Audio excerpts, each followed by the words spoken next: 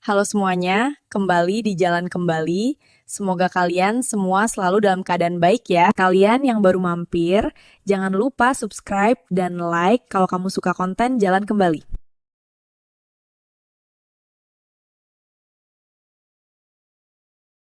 Ini rumah atas namaku. Kamu kan cuma kirim uang. Yang bangun dan urus semuanya itu aku. Jadi ini hak aku mau bawa siapa saja ke sini. Kalimat itu terus terngiang-ngiang di kepalaku, sampai rasanya jantungku mau berhenti berdetak. 10 tahun aku memeras keringat di negeri orang, menahan rindu pada anak dan keluarga, hanya demi membangun istana ini. Tapi begitu aku menginjakan kaki di halaman depan, impianku hancur berkeping-keping dalam sekejap mata. Koper besar yang aku bawa terasa jauh lebih berat, melihat laki-laki yang aku cintai sedang memeluk wanita lain di teras rumahku sendiri. Wanita itu memakai daster sutra yang seharusnya jadi milikku.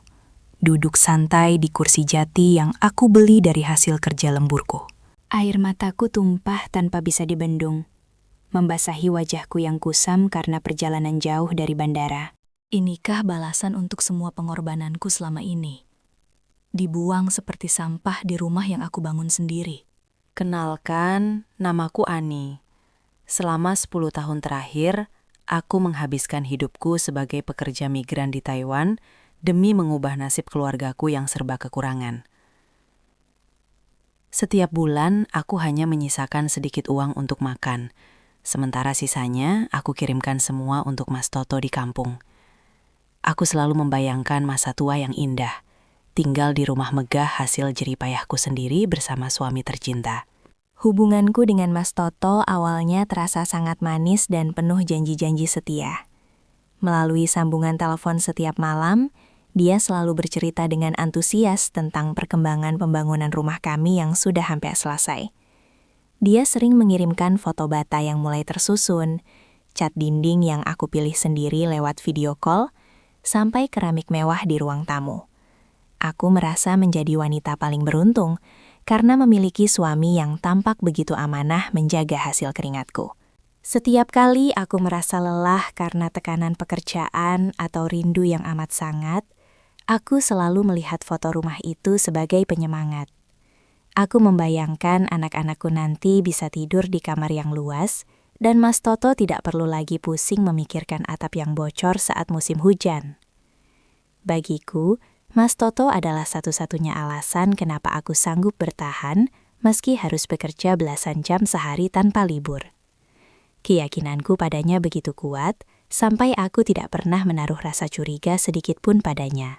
Tabunganku terus mengalir ke rekening Mas Toto tanpa putus, karena dia bilang segala urusan administrasi dan tukang harus satu pintu agar tidak bingung. Aku percaya saja saat dia bilang tanah itu lebih baik atas namanya dulu, supaya proses pengurusan IMB di desa lebih cepat dan tidak ribet. Aku yang lugu hanya mengiyakan semua permintaannya, karena aku pikir uangku adalah uangnya juga, dan rumah itu akan menjadi milik kami berdua selamanya. Kesetiaanku padanya benar-benar buta, menutup mata dari kenyataan bahwa dunia bisa berubah kapan saja. Memasuki tahun ke-10, pembangunan rumah impian itu akhirnya rampung 100%, dengan pagar besi yang kokoh dan taman kecil di depannya. Aku memutuskan untuk tidak memperpanjang kontrak lagi, dan ingin memberi kejutan besar dengan pulang tanpa memberi kabar terlebih dahulu. Aku sudah membayangkan wajah kaget dan pelukan hangat Mas Toto saat melihatku berdiri di depan pintu rumah baru kami. Dengan hati yang berbunga-bunga, aku membeli tiket pesawat dan menyiapkan koper besar berisi oleh-oleh untuknya. Perjalanan pulang dari bandara terasa sangat lama, karena aku sudah tidak sabar ingin segera sampai ke desa kelahiranku. Aku sengaja turun di ujung gang dan memilih berjalan kaki sambil menyeret koper besarku, menikmati udara kampung yang sangat aku rindukan. Sepanjang jalan, beberapa tetangga melihatku dengan tatapan yang aneh, seolah-olah mereka merasa kasihan atau sedang menyembunyikan sesuatu dariku. Namun, aku hanya membalas mereka dengan senyuman lebar, menganggap mereka mungkin hanya pangling melihat penampilanku sekarang. Langkahku semakin cepat saat atap rumah bercat krem itu mulai terlihat dari kejauhan. persis seperti yang ada di foto-foto kiriman Mas Toto. Jantungku bercebar kencang. Ada rasa haru yang luar biasa, karena akhirnya aku bisa melihat wujud nyata dari tetesan keringatku selama 10 tahun. Aku sudah menyiapkan kalimat pertama yang akan aku ucapkan saat bertemu dengannya nanti. Aku ingin bilang kalau aku tidak akan pergi lagi, dan kita akan hidup bahagia di istana kecil ini. Tapi begitu aku sampai di depan pagar, langkahku mendadak terkunci, dan nafasku seolah berhenti di tenggorokan. Di teras rumah yang luas itu, aku melihat sepasang sandal wanita cantik yang bukan milikku berserakan di depan pintu. Pintu rumah terbuka lebar, dan dari kejauhan aku melihat Mas Toto sedang tertawa lepas, sambil menyuapi seorang wanita muda yang tampak sangat manja di sampingnya. Duniamu mendadak gelap. Koper yang aku pegang erat terjatuh begitu saja ke tanah, menciptakan suara yang membuat mereka berdua menoleh ke arahku. Pandangan Mas Toto yang tadinya penuh tawa mendadak berubah jadi pucat pasi saat melihatku berdiri mematung di depan pagar. Bukannya berlari memelukku karena rindu, dia justru terlihat panik dan kiku, seolah aku adalah tamu tak diundang yang merusak suasana. Wanita muda di sampingnya itu pun tidak terlihat merasa bersalah. Dia malah menatapku dari ujung rambut sampai ujung kaki dengan tatapan meremehkan. Hatiku mulai terasa nyeri. Sebuah firasat buruk yang selama ini aku tepis jauh-jauh, kini mulai merayap naik ke permukaan. Aku mencoba mengatur nafasku yang sesak. Mencoba mencari penjelasan logis di dalam kepalaku yang mulai kacau balau. Aku berharap wanita itu mungkin hanya saudaranya atau sepupu jauh yang sedang berkunjung, karena rumah kami baru saja selesai dibangun. Tapi harapanku pupus saat wanita itu dengan berani menggandeng lengan Mas Toto dan bertanya dengan nada manja tentang siapa aku yang datang membawa koper besar. Mas Toto terdiam 1000 bahasa. Mulutnya terkunci rapat, sementara keringat dingin mulai membasahi dahi dan pelipisnya. Aku berjalan mendekat ke teras dengan langkah kaki yang terasa berat, seperti terikat bongkahan batu besar yang sangat membebani. Di meja teras, aku melihat ada 2 gelas kopi dan sisa sarapan yang tertata rapi, menunjukkan kalau mereka sudah sangat terbiasa menghabiskan pagi bersama di sana. Bau parfum wanita yang menyengat dan asing bagiku memenuhi udara, menutupi aroma tanah kampung yang tadinya sangat aku rindukan.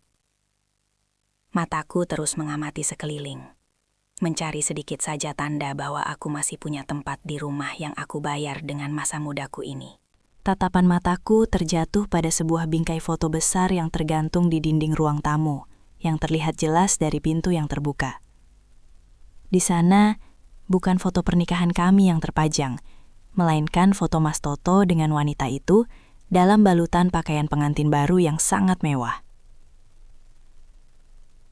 Rasanya seperti ada petir yang menyambar jantungku di siang bolong, membuat seluruh badanku bergetar hebat karena amarah dan rasa tidak percaya. Air mata yang sejak tadi aku tahan akhirnya pecah juga, mengalir deras membasahi pipiku yang terasa panas terbakar. Mas, apa-apaan ini? Siapa perempuan ini? Dan kenapa foto pernikahan kita diganti dengan foto kalian? Suaraku bergetar hebat saat menanyakan hal itu. Mas Toto akhirnya membuka suara, tapi bukannya meminta maaf, nada bicaranya justru terdengar ketus dan sangat defensif kepadaku. Dia bilang kalau aku seharusnya memberi kabar kalau mau pulang, bukannya datang tiba-tiba, seperti seorang pencuri yang ingin mengintai rumah orang lain. Pernyataannya itu benar-benar menyakiti hatiku, seolah-olah aku ini adalah orang asing di properti milikku sendiri. Tetangga di sebelah rumah, Bu Siti, mulai keluar dan mengintip dari balik pagar dengan wajah yang penuh rasa iba sekaligus ingin tahu. Aku baru teringat pesan-pesan singkat Bu Siti beberapa bulan lalu yang sering menanyakan kapan aku akan pulang karena rumah sudah lama ditempati. Waktu itu aku tidak menaruh curiga. Aku pikir yang menempati adalah Mas Toto sendirian agar rumahnya tidak kosong dan berdebu. Ternyata, seluruh warga kampung mungkin sudah tahu kalau suamiku sudah memelihara wanita lain di dalam rumah hasil jerih payahku. Wanita muda itu kemudian berdiri dan berkacak pinggang, menatapku dengan wajah sinis seolah dia adalah nyonya besar di istana megah ini. Dia memintaku untuk tidak berteriak-teriak di depan rumahnya, karena hal itu sangat memalukan dan bisa mengganggu kenyamanan mereka berdua. Aku merasa harga diriku diinjak-injak sampai ke dasar bumi oleh orang yang bahkan tidak aku kenal namanya. Mas Toto hanya diam saja melihat istrinya dihina. Dia malah memberikan tatapan mengusir yang membuat hatiku benar-benar hancur tidak berbentuk lagi. Rasa curiga yang dulu sempat terlintas tentang uang-uang yang sering dia minta untuk biaya tambahan, kini terjawab sudah dengan sangat jelas. Ternyata, uang lemburku setiap malam di Taiwan tidak hanya masuk ke semen dan bata, tapi juga ke tas mewah dan baju-baju cantik wanita simpanannya. Aku merasa sangat bodoh, karena selama ini telah menjadi mesin ATM berjalan bagi laki-laki yang sama sekali tidak punya hati nurani. Pengkhianatan ini terasa jauh lebih menyakitkan daripada rasa lelah yang aku rasakan selama 10 tahun bekerja di negeri orang. Aku tidak mau menyerah begitu saja, dan langsung merangsek masuk ke dalam rumah, mengabaikan teriakan Mas Toto yang melarangku lewat. Di dalam, pemandangan yang tersaji benar-benar membuat lambungku mual karena rasa jijik yang luar biasa. Semua perabotan yang aku beli, mulai dari sofa kulit hingga TV layar lebar, sudah dipakai secara semena-mena oleh wanita itu.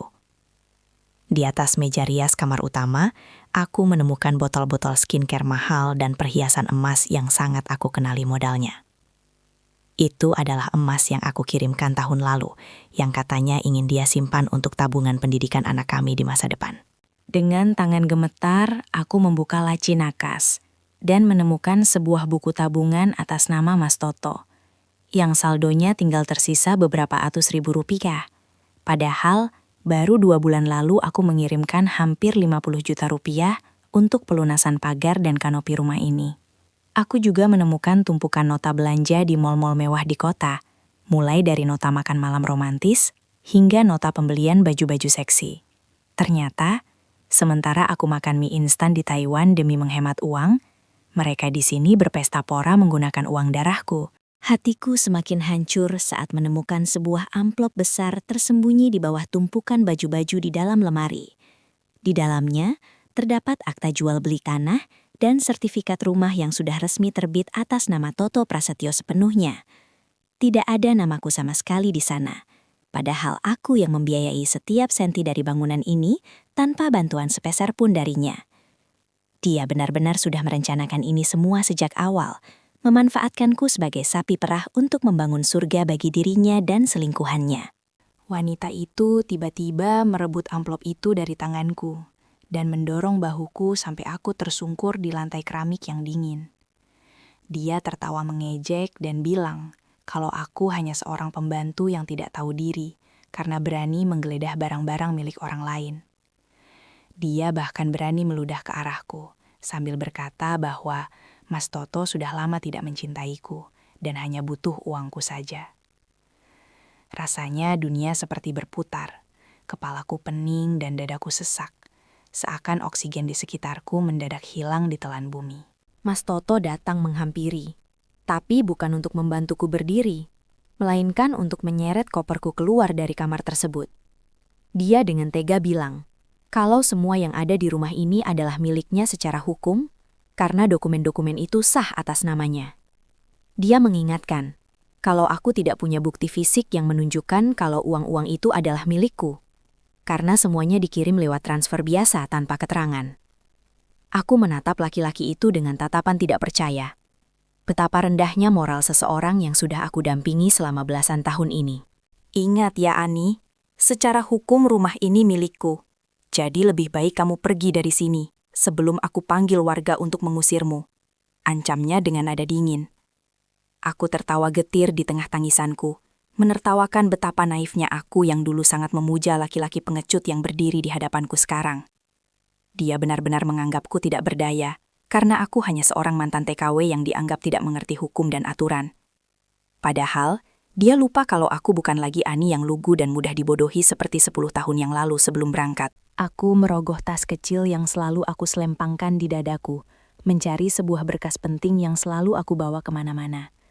Di dalamnya ada salinan catatan transfer manual, bukti percakapan WhatsApp tentang rincian biaya pembangunan, dan satu hal yang paling penting, sebuah dokumen perjanjian yang pernah dia tanda tangani di depan notaris beberapa tahun lalu, saat dia memohon uang modal usaha padaku. Dia mungkin sudah lupa dengan kertas itu, tapi aku tidak pernah lupa sedikit pun, karena itu adalah jaminan keselamatanku. Aku berdiri dengan sisa tenaga yang ada, menghapus air mata di pipiku dengan kasar, dan menatap mereka berdua dengan tatapan setajam silet. Aku tidak akan membiarkan mereka menang begitu saja setelah semua penderitaan dan penghinaan yang mereka berikan kepadaku hari ini. Rumah ini mungkin secara fisik atas namanya, tapi aku punya cara untuk membuat mereka menyesal telah meremehkan seorang wanita yang berjuang sendirian di negeri orang. Perang baru saja dimulai, dan aku tidak akan berhenti sampai mereka merasakan dinginnya lantai penjara atau kerasnya hidup di jalanan. Aku berdiri tegak sambil memegang map plastik bening yang berisi lembaran-lembaran kertas berharga itu tepat di depan wajah Mas Toto. Dia sempat tertawa mengejek, mengira kalau itu cuma sekadar gertakan sambal atau tumpukan struk belanjaan yang tidak ada gunanya. Tapi begitu matanya membaca kop surat dari kantor notaris di kota, wajahnya yang tadi sombong langsung berubah jadi abu-abu. Wanita selingkuhannya itu mencoba ikut mengintip, tapi aku langsung menyentakkan kertas itu dan menatapnya dengan pandangan yang sangat menusuk. Kamu pikir aku bodoh, Mas? Kamu pikir aku 10 tahun di luar negeri cuma belajar cuci piring dan jaga lansia saja? Suaraku meninggi, memecah keheningan rumah. Aku mengingatkannya pada kejadian 5 tahun lalu, saat dia merengek minta modal usaha ratusan juta dan aku memaksanya tanda tangan di atas materai. Di dalam dokumen itu tertulis jelas bahwa setiap rupiah yang aku kirimkan berstatus sebagai hutang modal yang dijamin oleh aset apapun yang dia beli. Jika dia gagal membayar atau melakukan pengkhianatan dalam rumah tangga, maka seluruh aset tersebut secara otomatis beralih menjadi hak milikku sepenuhnya. Mas Toto mencoba merebut kertas itu dari tanganku dengan kasar, tapi aku lebih cepat menghindar dan mendorongnya menjauh dari jangkauanku. Dia mulai berteriak bahwa itu tidak sah, bahwa aku telah menjebaknya, dan bahwa ini adalah rumah atas namanya yang tidak bisa diganggu-gugat. Selingkuhannya pun mulai berteriak histeris, menuduhku sebagai wanita licik yang ingin merampas kebahagiaan orang lain, padahal dia sendiri yang jadi pencuri. Aku tidak gentar sedikit pun. Penerahanku sudah berubah menjadi ketenangan yang sangat mematikan bagi mereka berdua. Ini rumah atas namaku. Kamu kan cuma kirim uang. Yang bangun dan urus semuanya itu aku. Jadi ini hakku mau bawa siapa saja ke sini. Teriak Mas Toto dengan kalimat racunnya yang paling menyakitkan. Dia benar-benar merasa berada di atas angin karena sertifikat tanah itu memang mencantumkan namanya sebagai pemilik tunggal di sana. Tapi aku hanya tersenyum dingin. Senyum yang membuat Mas Toto seketika terdiam karena dia tahu aku bukan sedang bercanda saat ini. Aku tahu kelemahannya. Dan aku tahu bahwa hukum di negeri ini tidak sekaku yang dia bayangkan jika aku punya bukti otentik. Aku langsung mengeluarkan ponselku dan menghubungi pengacara yang sudah aku siapkan sejak aku masih berada di Taiwan beberapa minggu yang lalu. Ternyata, selama ini aku diam-diam sudah berkonsultasi tentang kecurigaanku dan menyiapkan segala berkas gugatan sebelum aku menginjakkan kaki di bandara. Aku memberitahu Mas Toto bahwa tim kuasa hukumku akan datang bersama pihak berwajib dalam waktu kurang dari 1 jam untuk melakukan penyitaan. Mendengar kata polisi, wanita di sampingnya itu mulai gemetar ketakutan dan bersembunyi di balik punggung Mas Toto yang sudah tidak lagi terlihat perkasa. Warga kampung yang tadinya hanya mengintip sekarang mulai berkumpul di depan pagar karena mendengar keributan yang semakin memanas dari dalam rumah. Aku sengaja membuka pintu lebar-lebar agar semua orang tahu betapa bejatnya kelakuan laki-laki yang selama ini mereka anggap sebagai suami teladan. Aku membeberkan semua pengorbananku tentang bagaimana aku menahan lapar dan lelah di Taiwan sementara mereka berfoya-foya di sini. Malu yang luar biasa mulai terpancar dari wajah Mas Toto saat tetangga mulai menyoraki dan mencemooh tindakannya yang sangat tidak tahu terima kasih itu. Dia mencoba memohon, berlutut di kakiku sambil menangis buaya. memintaku untuk membicarakan ini baik-baik secara kekeluargaan, tanpa melibatkan hukum. Tapi hatiku sudah membatu. Rasa cintaku sudah habis terbakar bersama foto-foto pernikahan kami yang dia buang ke tempat sampah tadi. Aku menarik kakiku dari genggamannya, menatapnya dengan rasa jijik yang jauh lebih besar daripada rasa sakit yang aku rasakan sebelumnya. Bagiku, tidak ada lagi kata maaf untuk pengkhianat yang sudah memakan uang keringat istrinya sendiri demi memanjakan wanita lain. Jangan panggil aku istrimu lagi, karena mulai detik ini kita bukan siapa-siapa. Dan rumah ini akan segera menjadi milikku secara utuh, ucapku dengan lantang. Aku menyuruh mereka segera berkemas dan keluar dari rumah itu sebelum petugas datang dan menyeret mereka dengan cara yang lebih memalukan. Wanita selingkuhannya mulai menangis terseduh-seduh, menyadari bahwa kehidupan mewahnya akan segera berakhir dan dia akan kembali ke asalnya. Aku berdiri di tengah ruang tamu dengan kepala tegak, siap mengambil kembali setiap inci dari apa yang seharusnya menjadi milikku sejak awal. 6 bulan berlalu sejak hari yang paling menghancurkan sekaligus paling melegakan dalam hidupku itu terjadi di teras rumah ini. Proses pengadilan berjalan sangat lancar karena bukti-bukti yang aku kumpulkan selama 10 tahun ternyata sangat kuat dan tidak terbantahkan. Hakim memutuskan bahwa seluruh aset rumah dan tanah jatuh ke tanganku sebagai ganti rugi atas uang modal yang digelapkan oleh Mas Toto. Sekarang, aku berdiri di balkon lantai 2, menghirup udara segar kampung halaman tanpa ada lagi beban berat yang menggelayuti pundakku.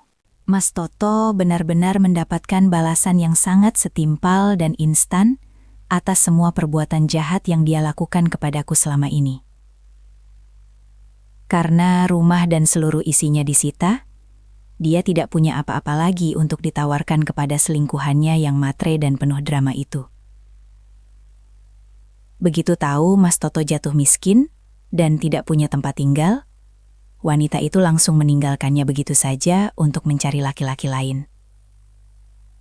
Dia benar-benar tertipu oleh cintanya sendiri, kehilangan istri yang tulus, dan kehilangan simpanan yang hanya mencintai harta kirimanku.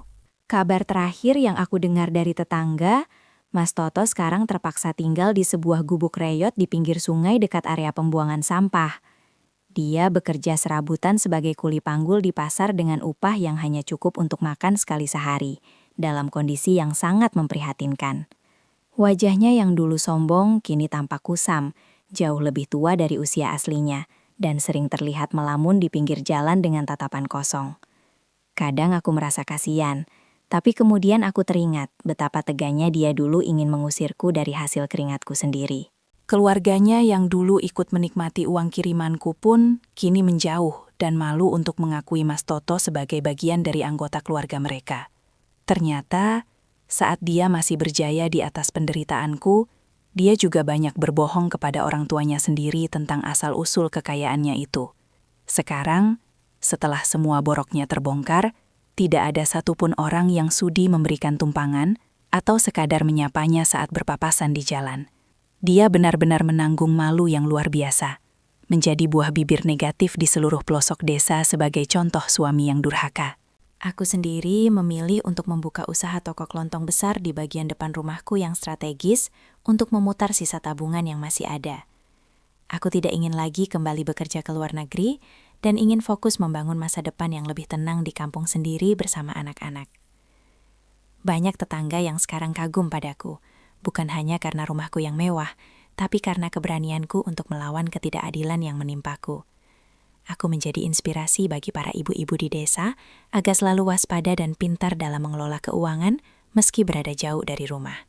Setiap sore, aku sering duduk di taman depan rumah sambil melihat anak-anak bermain dengan riang, tanpa ada lagi gangguan dari pihak manapun.